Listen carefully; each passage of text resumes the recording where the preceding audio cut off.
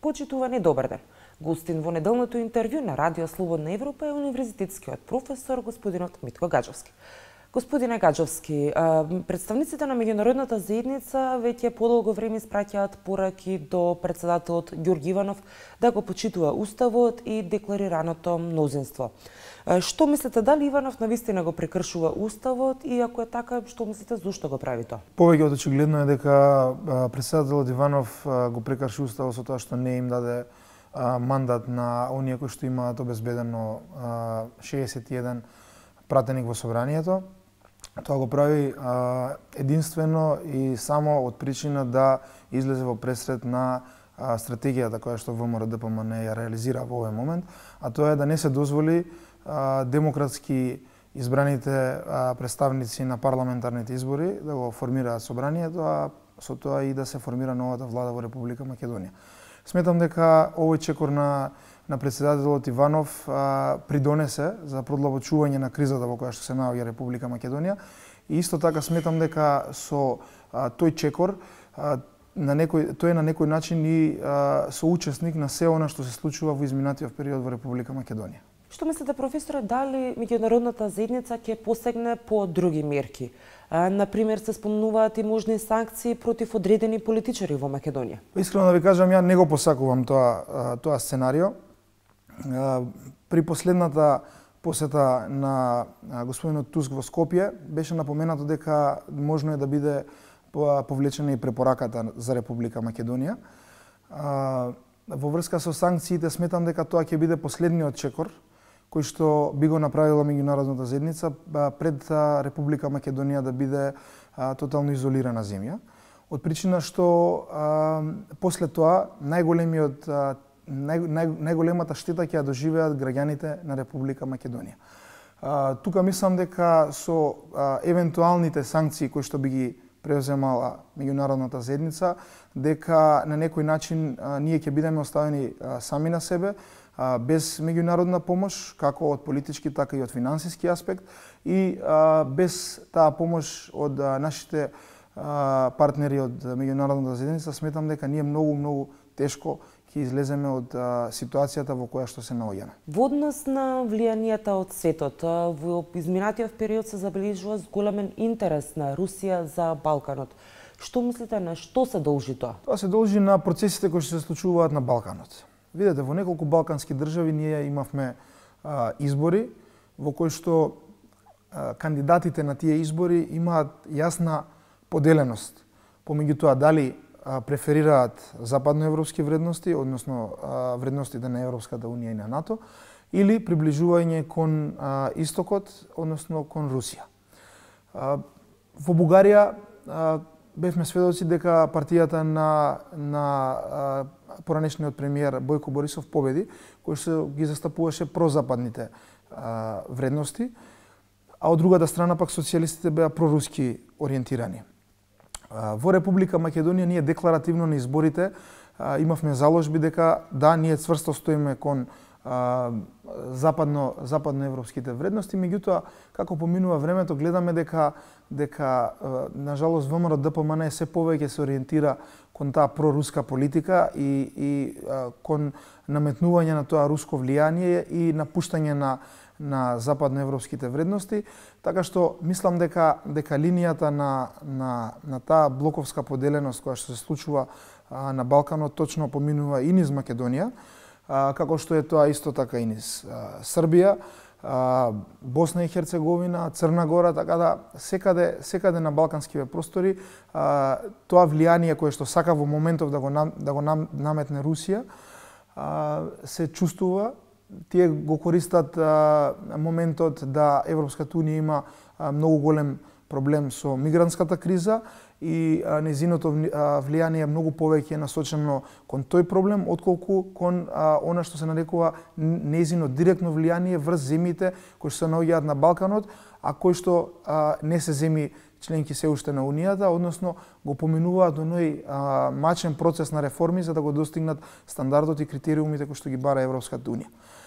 Така да во врска со ова прашање мислам дека Македонија исто така не е иземена, кај нас тоа влијание и како се чувствува, гледаме дека одредени политички партии дури избегнуваат средби со европски представници.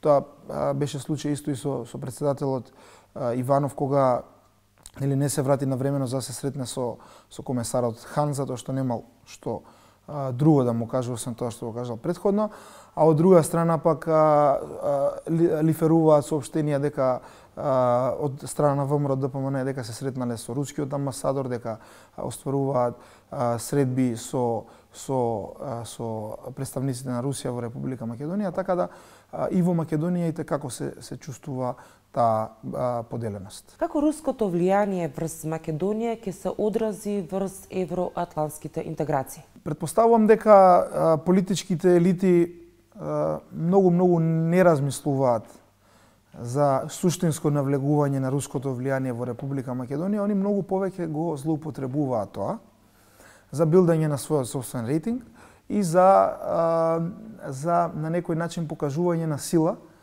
на Европската Унија. Бевме сведоци пред некој ден дека во манифестот кој што го објави ВМРО ДПМН дека тие се залагаат за евроатлантските интеграции, односно за зачленување во Европската Унија и во НАТО.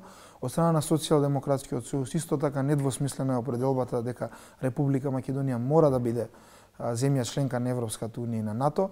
Албанските политички субјекти во Република Македонија исто така недвосмислено се определени за евроатлантските интеграции, така што мислам дека во Република Македонија нема да има некои многу посуштествени промени, освен она што го напоменав претходно, да се на некој начин покаже сила или да се даде до знаење дека доколку вие нас не поддржите, ние може да застанеме на страната на Русија. Какви се последиците по Македонија доколку ова институционална криза потрае уште известно време? Последиците за Република Македонија би можеле да бидат многу лоши, од причина што ние од осамостојувањето на Република Македонија па до денеска единствени пријатели сме имале во западноевропските земји. Доколку се случат санкции на Република Македонија, сметам дека последиците ќе бидат катастрофални за Република Македонија, ќе се доведе во прашање исплатата на пензиите, социјалната помош, платите, од причина што доколку ние сме земја под санкции, нема да може да повлекуваме кредити, а без тие кредити ние не можеме да даваме плати, пензии и социјални пакети на социјално ранливите категории, така што последиците највеќе ќе ги осетат обичните граѓаните кои што се директно зависни од нивните плати, пензии.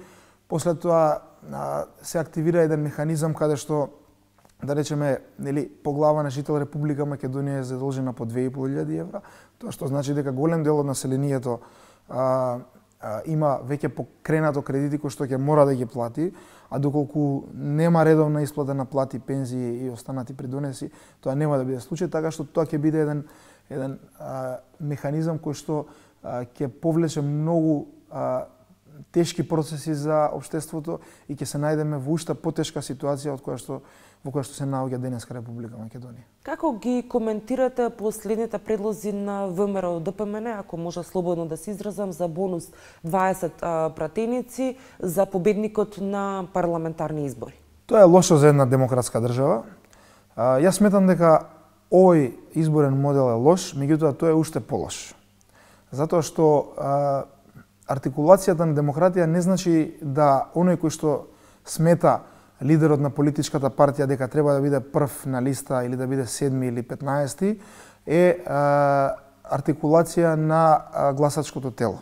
Сметам дека Република Македонија мора да воведе една изборна единица со отворени листи и граѓаните слободно и по свое лично убедување да го дадат својот глас за тој за кој што сметаат дека би бил најдобар нивни представник во законодавниот дом. Мислам дека со воведување на 20 пратеника бонус уште толку би се зацементирала позицијата на големите политички партии кои што од искуството кое што го имаме во изминативе години, гледаме дека е лошо една политичка партија да владее со големо мнозинство во собранието, така да воведувањето на таа една изборна единица со отворени листи и низок праг на влез во собранието не би им дозволил на големите партии да може да прават што сакаат. Така да сметам дека е лош предлог кој што би требало да биде отфрлен. Ви благодарам за разговорот. Ви благодарам и на вас за поканата. Вам, почитувани, ви благодарам што го следевте неделното интервју на Радио Слободна Европа. До гледање.